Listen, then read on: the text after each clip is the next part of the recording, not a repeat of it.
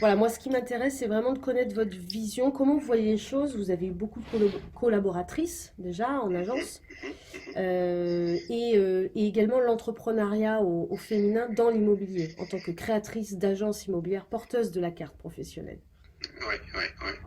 Bah, d'abord, le premier constat, c'est que quand on regarde le nombre de salariés dans la branche qui est de l'ordre de 150 000, on s'aperçoit qu'il y a une proportion plus importante de femmes que d'hommes, hein, Mhm. parce que c'est un métier qui est quand même qui est assez féminin dans certaines activités. Alors, je veux dire que bon, l'accueil dans les agences est en général fait par des femmes, comme souvent dans les entreprises, c'est pas spécifique à l'immobilier. Après, il y a des activités qui sont plus féminines que d'autres. La location, par exemple, c'est un constat. Pourquoi Peut-être parce que la location, c'est quelque chose de toujours récurrent, avec une activité qui est moins en dents de scie que la transaction. La comptabilité aussi est assez féminine, même si maintenant il y a quand même pas mal d'hommes qui font de la comptabilité.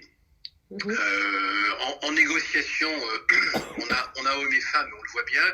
Après, on reviendra sur le sujet, mais il y a comment dire, des disparités, des sensibilités qui sont différentes. Et sur la propriété, qui est un métier peut-être un peu plus masculin parce que les assemblées de propriété se font tard le soir, parce qu'on gère les travaux, c'est un métier qui s'est énormément féminisé ces dernières années. Parce qu'il y a aussi du relationnel, il y a de la gestion d'assemblée générale, il y a aussi des aspects comptables, et en fait c'est un métier qui s'est assez féminisé. Sur la transaction, pour revenir à la transaction qui est la face connue de l'iceberg et dont on parle tout le temps alors qu'on parle beaucoup moins du reste, ce qui est d'ailleurs dommage, on s'aperçoit qu'en transaction, les femmes sont les femmes sont performantes parce que enfin, moi j'ai toujours vécu ça et j'ai toujours eu à peu près 70% de femmes dans mes équipes. Donc je me perçois que sur le métier de la transaction, les hommes qui sont de bon niveau sont proportionnellement moins nombreux que les femmes. Mhm. Parce que les hommes ont plus une activité un peu en dents de scie et un certain nombre de négociateurs hommes. C'est peut-être une vision très personnelle hein, que j'ai, mais bon, c'est peut-être pas le reflet de la réalité chez tout le monde, mais c'est l'image que j'en ai. Il y a des hommes qui font ce métier de façon un peu facile et ça ne marche pas. Ce métier de la transaction immobilière est un métier qui est très difficile. Mhm. Et je vois par exemple chez les jeunes qui rentrent en BTS là, en ce moment, les jeunes hommes qui veulent faire le BTS construction immobilière euh, ne le disent pas, mais cherchent quand même assez souvent la facilité, en se disant ouais, ça va être quand même facile, sympa. Je vois Stéphane Plaza qui rigole avec ses clientes. Voilà. Chez les femmes sont plus bon élève. Hein. D'ailleurs, on voit que dans les études, sitôt qu'on dépasse le stade de la licence, on a plus de femmes que d'hommes. Hein. Ouais. Je vois bien moi à Alési où il y a beaucoup de femmes. Dans la licence pro que j'ai créée ici à Dijon, il y a toujours une majorité de femmes, très clairement. Alors il y a une activité qui est plus masculine, c'est l'immobilier d'entreprise. C'est vrai qu'en immobilier d'entreprise, traditionnellement, c'était plutôt des hommes, même si aujourd'hui, c'est bon, tout ça, c'est beaucoup a beaucoup évolué. Hein. Faut dire quand même qu'aujourd'hui, en 2020, il y a beaucoup moins de clivage qu'avant. Hein. On voit par exemple à la Fédération du bâtiment des femmes qui travaillent dans le bâtiment aussi. Hein. Donc c'est moins clivant. Mais bon, il y a historiquement c'est comme ça. Alors après comment ça s'explique et surtout le sujet c'est pourquoi est-ce que on a beaucoup de femmes salariées et moins de femmes chez l'entreprise. Oui. Hein, c'est un vrai sujet Oui. et je réfléchissais à ça en pensant à notre appel téléphonique de ce matin et je me dis que c'est il y a chez l'homme plus que chez la femme la quête du pouvoir. Alors, de quoi ça vient? Ça vient peut-être du fait que nos sociétés sont très patriarcales, hein. Mhm. Ça vient peut-être du fait que nous, les hommes ont besoin de pouvoir. Les femmes sont plus pragmatiques, c'est-à-dire qu'elles cherchent à gagner leur vie, elles cherchent à faire du résultat, elles cherchent peut-être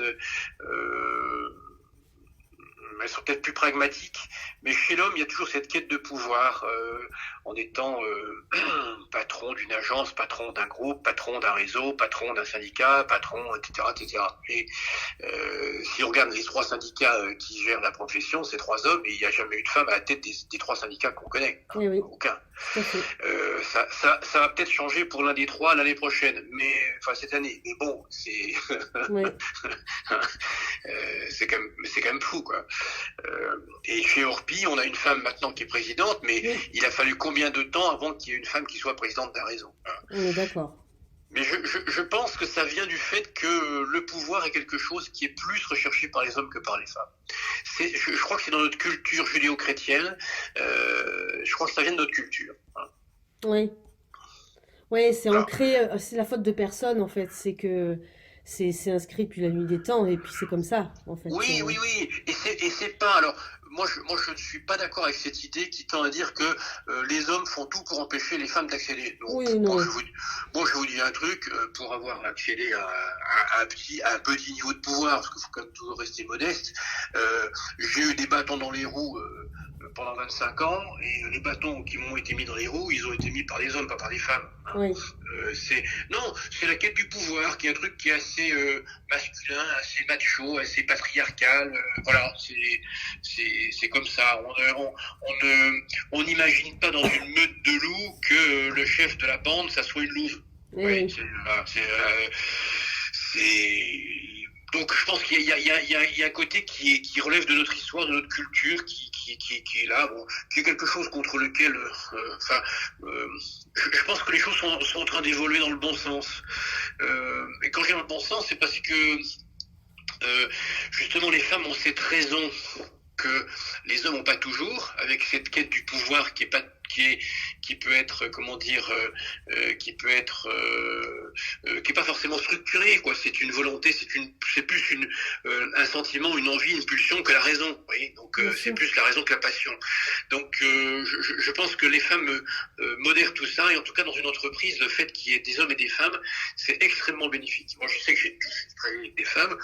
Il y a 30 ans, quand j'ai commencé de travailler, il y a plus de 30 ans, même il y a 35 ans maintenant, je travaillais dans la banque, il y avait beaucoup de femmes dans la banque. Et voilà, j'ai travaillé dans l'hôtellerie, il y avait beaucoup de femmes dans l'hôtellerie quand j'étais étudiant.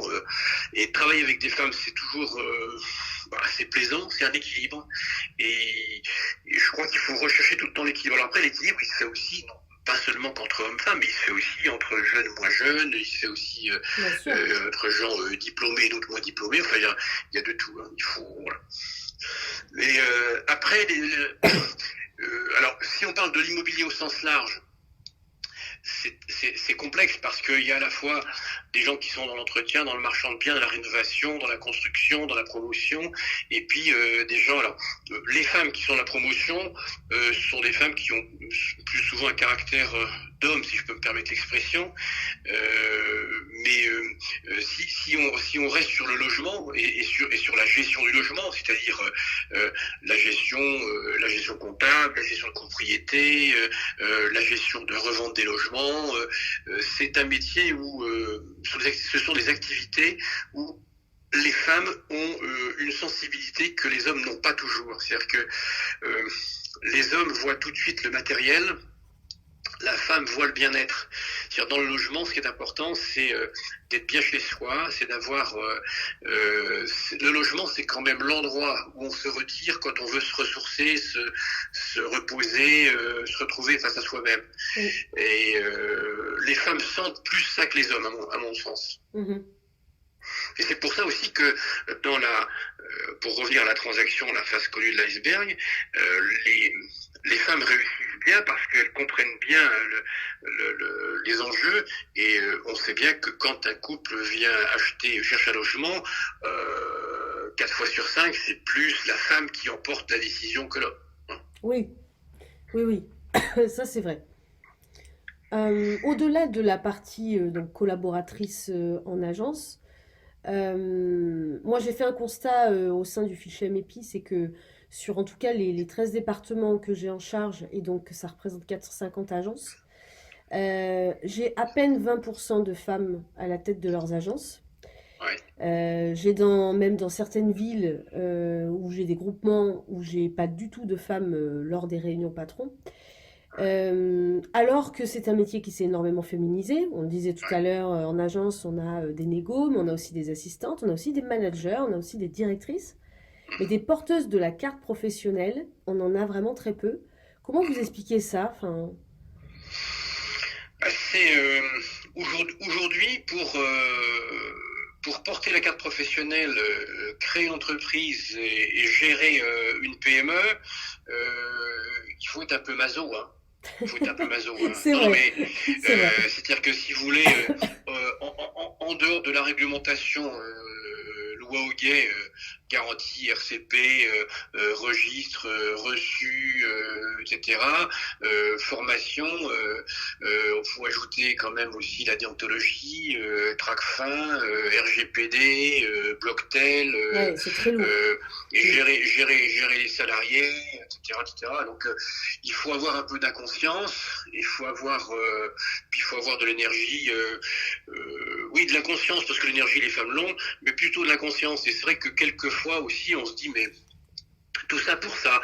Et je pense qu'il y a un autre élément aussi, c'est que dans la transaction, contrairement à la gestion, au syndic, dans la transaction, on n'a pas encore suffisamment travaillé sur le schéma économique de nos entreprises. C'est-à-dire que on a des responsables d'agence, voire des négociateurs, qui ne font pas du contrôle de gestion et du calcul de rentabilité. C'est-à-dire qu'on vend, et je le fais un peu à l'ancienne. Bon ben voilà, tiens, si j'arrive à vendre cette baraque-là, je me touche tant de com. Voilà, j'ai horreur de cette expression, vous le savez. Et finalement, on ne voit pas les frais induits et en définitive, on fait assez peu le calcul de la rentabilité. Alors si on le fait maintenant dans les réseaux, parce que les réseaux sont là, c'est vraiment c'est l'essence même qu'on trouve chez les réseaux. Dire voilà, pour avoir tant de personnes, pour avoir tant de chiffres par rapport à tant de charges, il faut faire tant de ventes, il faut faire tant d'honoraires, c'est tant de mandats, tant de mandats, c'est tant de prospection, c'est ça, etc. etc. Bon. Mais c'est quand même relativement récent tout ça. Et ça relève plus d'un profil d'aventurier que d'un profil de gestionnaire femme. Voilà. Mhm. Ouais. Pourtant, en tout cas, les femmes que j'ai interviewées qui sont à la tête de leurs agences aujourd'hui sont des femmes qui sont complètement épanouies, qui ne regrettent absolument pas, qui ne retourneraient pour rien au monde salariées. Mhm. Et on a plus l'impression que c'est finalement, c'est pas l'entrepreneuriat en soi qui fait peur, c'est juste de se lancer parce qu'une fois qu'elles le font, elles y trouvent leur équilibre. C'est le meilleur moyen pour gérer la famille à côté parce que ben elles gèrent leur emploi du temps comme elles le souhaitent. Elles font le chiffre d'affaires qu'elles souhaitent en fonction de leurs besoins. Enfin, c'est vraiment l'équilibre presque parfait. Mais pour sauter le pas, c'est très très difficile parce que ça fait peur, parce que elle s'autocensure. Et alors, on cherche évidemment des solutions, et il y en a, puisque moi, je me souviens qu'à mon époque où j'ai monté mon agence, j'avais pas tout ça. Donc, ça veut bien dire que le monde évolue. Il y a énormément de prêts pour les femmes qui veulent monter leur société. Il y a énormément maintenant de groupes de chefs d'entreprise aux femmes pour avoir une solidarité et aider les femmes à entreprendre. Donc, il y a plein plein de choses qui sont en train de bouger et qui se passent. Mais le passage à l'acte est toujours encore un moment difficile. Euh, Il faut un peu d'inconscience, hein, c'est ce qu'on disait.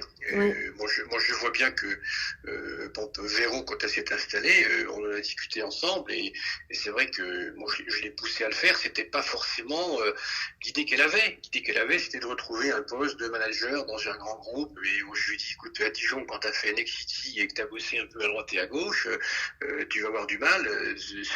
C'est soit tu changes de vie, soit tu changes d'activité, ou alors, troisième solution, tu te mets à ton compte. Et c'est vrai que ça c'est pas le raisonnement, le raisonnement c'est fait dans le temps et il a fallu, ça s'est pas fait tout seul, ça s'est pas fait du jour au lendemain, ouais, c'est sûr. Alors après. Pourquoi est-ce qu'il y a plus de femmes que d'hommes? Faut dire aussi que dans ce métier-là, on réussit bien quand on a plutôt une quarantaine d'années. Il faut quand même déjà que les enfants soient un peu grands parce que les enfants ils sont quand même souvent plus proches de leur mère que de leur père.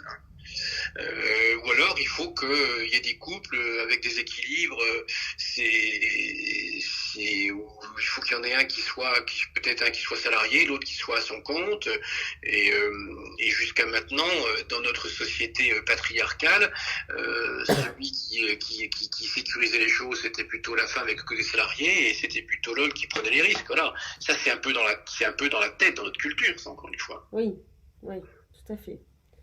Et c'est vrai que pour changer ça, en tout cas l'améliorer, c'est un long chemin parce que les femmes aujourd'hui ont des rêves, elles ont vraiment des ambitions de carrière qu'elles ne... Alors pas toutes, c'est pas une généralité, mais quand même une majorité en tout cas. Et c'est vrai qu'elles s'empêchent, ou en tout cas elles reportent leurs projets pour des raisons souvent familiales, ou manque de confiance, ou manque de soutien. En tout cas, à la fin de mes formations, souvent j'ai beaucoup de femmes qui viennent me voir en me disant moi, qu'est-ce que j'aimerais faire ça, mais je me l'interdis. Je me l'interdis et comme vous dites, c'est dans la culture parce que c'est pas le modèle classique, effectivement. Oui, oui, oui, oui. Mais on trouve aussi des exemples contraires chez les femmes qui ont suivi leur mari pour des activités professionnelles. Oui, Et je pense à une femme que vous connaissez sans doute et peut-être même que vous avez lu son livre, c'est Hélène Ferrari. Hélène Ferrari, elle est basée aujourd'hui du côté de Poitiers, en Poitou-Charentes. Hélène Ferrari, elle a fait l'école de commerce, et puis son mari a changé d'employeur ou en tout cas d'endroit plusieurs fois, donc ils ont déménagé pas mal de fois dans leur vie. Et du coup, elle s'est installée comme chasseur. Mais elle fait de la chasse que pour des gens qui cherchent des produits, on va dire, pas haut de gamme, mais spécifiques, une longère, un petit manoir, pas forcément des trucs à 2 millions d'euros, mais des trucs des choses qui ont du caractère parce qu'elle a l'amour des vieilles pierres et elle travaille pratiquement sur toute la France. Et elle travaille uniquement en recherche. Quand elle a cerné le besoin de quelqu'un qui lui a indiqué qu'il lui envoyé, elle fait que ça. Et en fait, elle a fait ça parce que le fait de déménager souvent lui a permis de connaître différentes régions, lui a permis d'établir des contacts à droite et à gauche. Et aujourd'hui, son mari, ils ont déménagé. Elle est pratiquement indépendante, quoi. Et donc, du coup, elle peut se le permettre, elle peut le faire. Voilà. Et elle a une vision du métier vue par la femme qui est très intéressante. Si vous la connaissez pas, Hélène Ferrari, c'est encore une fois, elle est chasseur. C'est intéressant son approche. oui, c'est un livre autobiographique qu'elle a fait ou c'est Elle a fait un petit bouquin qui s'appelle, je sais plus quoi, mes pénates, là, qui explique, elle relate des histoires de gens qui ont voulu déménager. Un vieux monsieur qui se remet en couple à 80 ans passés avec une femme et il veut vendre son manoir pour acheter un truc dans le sud-ouest et elle retrouve un appartement dernier étage à Biarritz. Un couple d'amoureux de vieilles pierres qui veut rester en Provence pour définitive, ils aiment pas tant que ça la chaleur et finalement elle finit par les emmener et elle les emmène du côté de La Rochelle acheter une maison magnifique et ça fait une vente en cascade avec des gens qui rachètent autre chose aussi et des gens qui sont très attachés à leur patrimoine.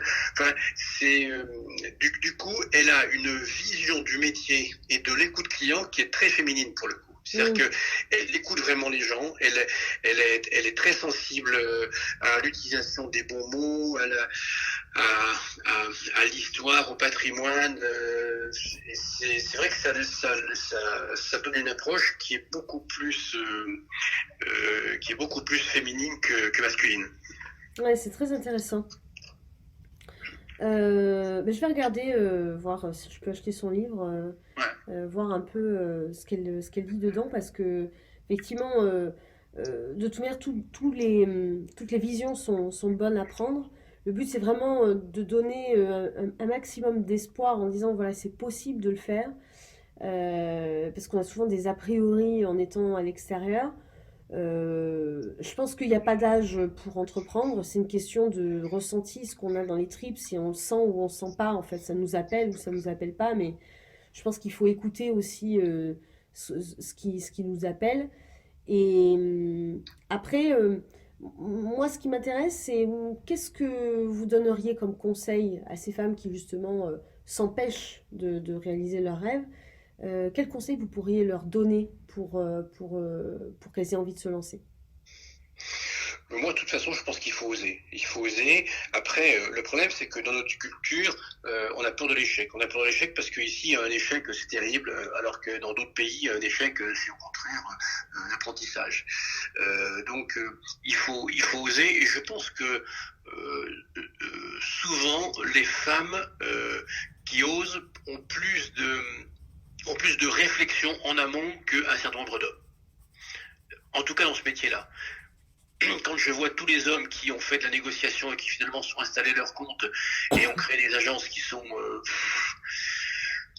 pas vraiment d'envergure, je dirais, je vois que les femmes qui ont, enfin, je prends à Dijon des exemples de femmes qui sont chefs d'entreprise, comme Catherine Andriès, comme Christine Schwartz, c'est des femmes qui en ont sous le pied, quoi. C'est des femmes qui ont réfléchi, qui sont intelligentes, qui sont bosseuses, elles n'ont pas pris des risques à considérer, on prend tous des risques, mais pas de façon à considérer, alors que dans le groupement de Dijon, il y a un certain nombre d'hommes qui sont installés, qui étaient d'anciens négociateurs. Aujourd'hui, tout ça pour ça, je suis même pas sûr qu'ils gagnent mieux leur vie en étant soi-disant à leur compte que lorsqu'ils étaient négociateurs à l'époque. Oui. Donc, et Ouais. puis ils font le même métier, c'est-à-dire qu'ils font le métier non pas en gestion d'entreprise, mais en commercial, quoi. Donc, Ouais.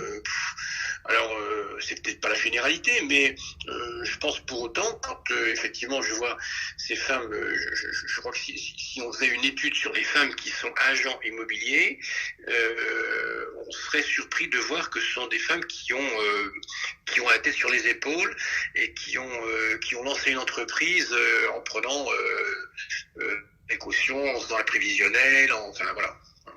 Oui, il y a une étude là-dessus, justement, qui disait que les entreprises des femmes étaient beaucoup plus pérennes que celles des hommes. Ouais, Parce que justement, elles sont prudentes, elles prennent des risques, mais elles restent quand même prudentes.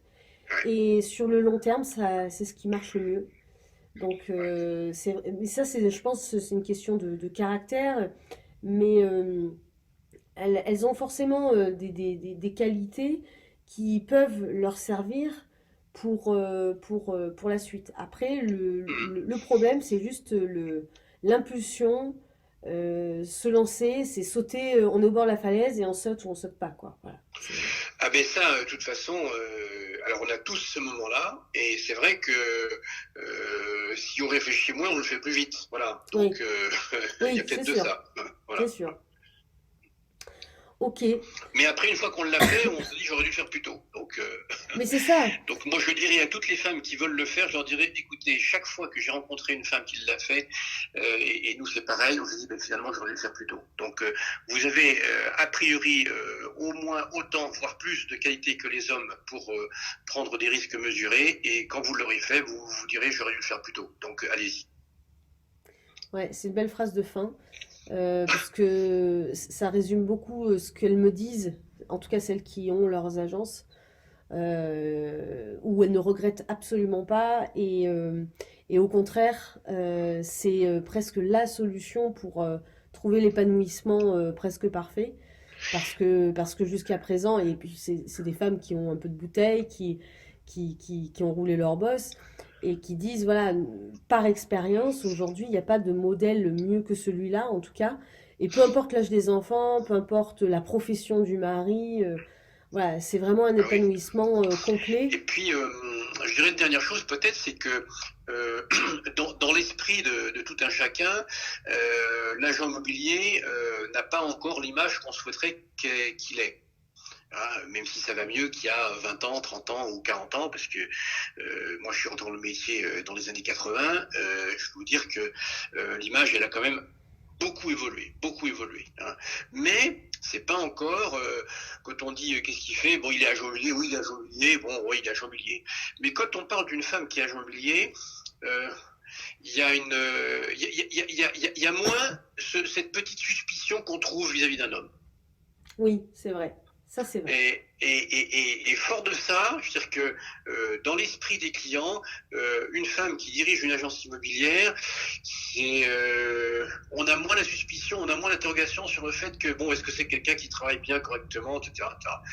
Chez les hommes, il y a plus, il y a plus d'hommes qui s'encombrent pas de l'hyper-réglementation que de femmes, voyez. Donc voilà, j'essaie de le dire avec des mots modérés, mais en tout cas l'image est importante, donc c'est la preuve qu'elles ont vraiment leur place. Et le client, c'est souvent le client même qui le dit ou pas, mais ça se ressent. C'est-à-dire que souvent le client d'ailleurs se confie plus facilement à une femme qu'à un homme parce qu'elle est vraiment dans l'écoute active de C'est vrai, façon naturelle. Et donc ça fait parler davantage le client et on sait très bien que c'est la clé de notre métier, c'est la clé, c'est sûr. c'est Ouais, tout à d'écouter fait. plus que de parler. Et elles ont une vraie qualité là-dessus, c'est que de façon naturelle, elles écoutent le client et il a envie de partager davantage de choses. Et donc pour cibler la recherche, ben, c'est ce qui est le plus adapté. Et elles y trouvent une force et du coup là-dedans une confiance en soi. Parce que Exactement, oui. de façon naturelle, elles voient que ça marche et sans se forcer. Il n'y a pas de manipulation, il n'y a pas de technique de vente. C'est juste que du naturel et finalement le client il se ressent bien là-dedans. Donc C'est ça, ouais, c'est ça. Donc elles ont enfin, voilà, encore une fois, pour les pousser à le faire, elles ont toutes les qualités pour le faire. bon, eh ben on va essayer en tout cas à notre niveau d'en inciter davantage parce que je pense que c'est dommage de laisser les femmes les priver de leur talent en tout cas. Je pense qu'il y en a davantage qui ne sont pas exploités. Et c'est Ouais. dommage. Donc, eh ben, si on peut aider en tout cas à certaines femmes à se lancer, eh bien, on aura réussi notre mission. Voilà. Bah oui, c'est tout ce que je vous souhaite, entendu.